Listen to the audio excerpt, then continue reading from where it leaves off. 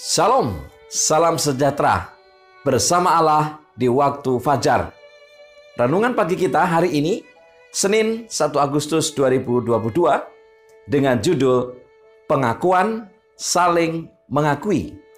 Ayat inti terdapat di dalam Yakobus 5 ayat yang ke-16. Karena itu, hendaklah kamu saling mengaku dosamu dan saling mendoakan, supaya kamu sembuh. Doa orang yang benar, bila dengan yakin didoakan, sangat besar kuasanya. Saudara-saudara yang dikasihi Tuhan, ada 3 poin yang saya mau bagikan pada pagi hari ini.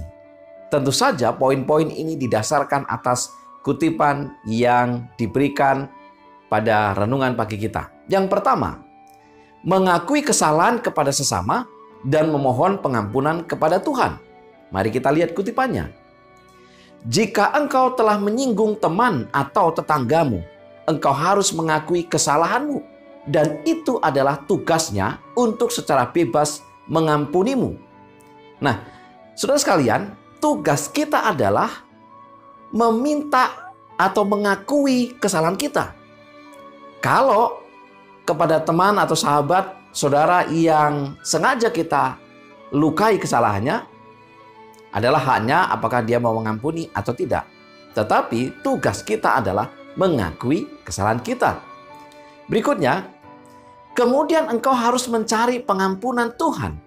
Karena saudara yang telah dilukai perasaannya adalah milik Tuhan.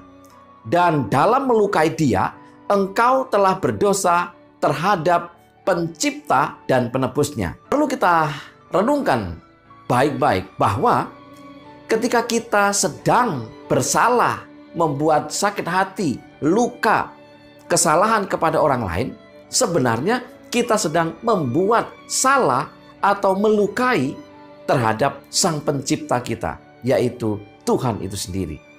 Poin yang kedua, imam besar kita adalah Yesus Kristus. Sebagaimana tertulis di dalam kutipan, kasus ini sama sekali tidak dibawa ke hadapan imam, tetapi di hadapan satu-satunya perantara yang benar, imam besar kita yang agung, yang dalam segala hal dicobai seperti kita, namun tanpa dosa, dan yang tersentuh dengan perasaan dan kelemahan kita, dan mampu membersihkan kita dari setiap noda kejahatan.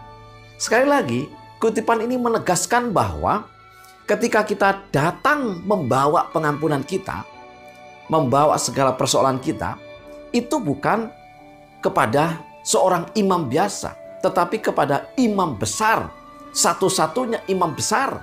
Siapa itu? Dialah Yesus Kristus. Karena dikatakan bahwa Ia yang akan membersihkan kita dari setiap noda kejahatan. Ia tidak berdosa. Oleh sebab itu Ia punya kuasa untuk mengampuni dosa kita. Poin yang ketiga, pertobatan dan pembaharuan hidup. Di dalam Testimoni Jilid 5, halaman 639 dan 640 dikatakan, pengakuan tidak akan diterima Tuhan tanpa pertobatan dan reformasi yang tulus. Harus ada perubahan yang ditentukan dalam hidup. Segala sesuatu yang menentang Tuhan harus disingkirkan. Ini akan menjadi hasil dari kesedihan yang tulus karena dosa. Saudara-saudara yang dikasihi Tuhan, jadi kalau kita memohon ampun, hendaklah benar-benar disertai dengan pertobatan. Kemudian disertai dengan perubahan. Jadi bukan hari ini minta ampun, ya maaf ya, kemudian besok diulangi lagi dan tidak ada perubahan. Pengakuan harus disertai dengan pertobatan. Sekali lagi bahwa kita diingatkan untuk kita memohon pengampunan kepada sesama dan juga kepada Tuhan. Membawa segala persoalan kita kepada imam besar kita, yaitu Yesus Kristus. Dan selanjutnya, bahwa pengampunan kita ini harus tulus dan disertai dengan pertobatan. Itulah sekilas renungan pagi kita hari ini. Mari kita tunduk kepala dan berdoa. Bapa di surga, terima kasih untuk segala kebaikan-Mu. Engkau telah menyediakan pengampunan.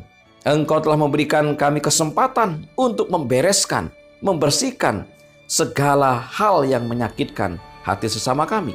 Oleh sebab itu, ampunilah akan pelanggaran dosa kami. Mohon berkat untuk seluruh umat-umat Tuhan dimanapun mereka berada. Dalam nama Yesus kami berdoa. Amin. Saudara-saudaraku yang dikasihi Tuhan, selamat memulai hari ini bersama Allah di waktu fajar. Tuhan memberkati kita.